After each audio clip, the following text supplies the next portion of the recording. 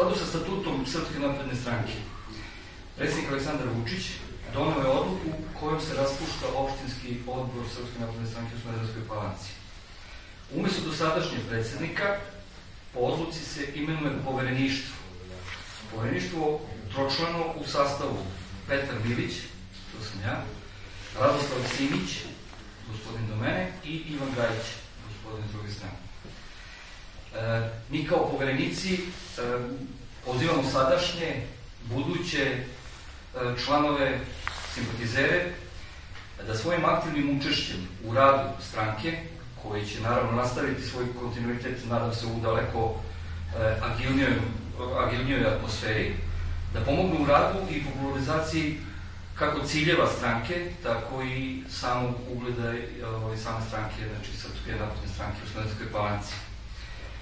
Ovom prilikom iskoristili bi, da kažem, obraćanje preko medija i da obavestimo, odnosno obaveštavamo i pozivamo članstvo, simpatizere, prijatelje, kao i predstavnike svih političkih stranaka u Smederevskoj Palanci, da nam se pridruže na jednom skromnom koktelu koji će biti upriličen ispred stranačkih prostorija povodom obeležavanja stranačke slave Svete Petke u utorak 27.10. u 12 sati. Ispred stranačkih prostorija. Hvala vam na pažnju.